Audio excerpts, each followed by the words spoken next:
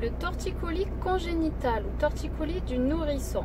Qu'est-ce que c'est et comment ça se traite? Si j'en parle bien sûr, c'est que l'ostéopathie a son rôle à jouer là-dedans.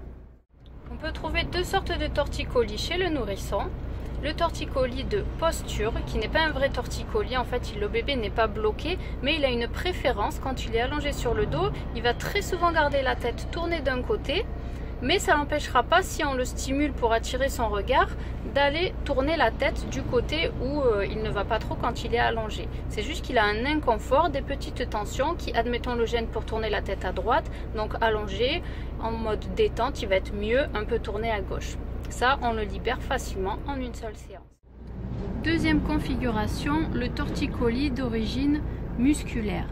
Là, on a une tension avec raccourcissement du muscle SCOM pour sternocléido-occipito-mastoïdien. Ça donne ces insertions. En fait, c'est le muscle qu'on voit ici, au niveau du cou.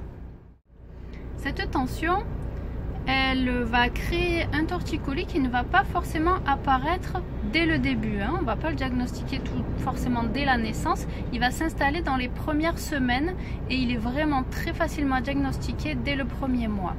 Il est souvent lié à une naissance avec forceps, un accouchement en siège, voilà, un accouchement un petit peu difficile, ou à un positionnement de bébé dans le ventre un peu mal placé ou avec le cordon autour du cou. Ce qu'il se passe, c'est que le muscle donc, qui est en position raccourcie et tendu, au fur et à mesure que l'enfant va grandir, il y a un côté qui va s'allonger et pas l'autre. Donc ça va lui emmener la tête en fait en inclinaison du côté du muscle, rotation du côté opposé, comme on voit sur l'image. Dans cette configuration, le bébé aura vraiment du mal à tourner la tête.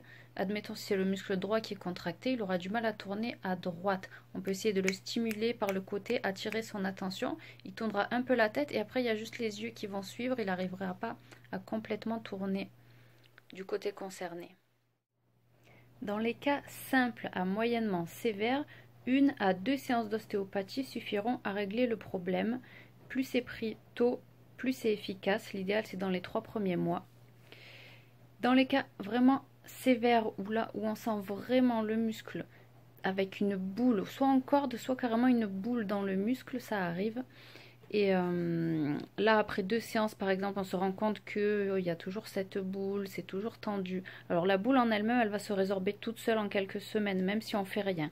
Par contre, le risque, c'est qu'elle soit remplacée par du tissu fibrosé, comme du tissu cicatriciel, qui est beaucoup moins souple que le tissu normal.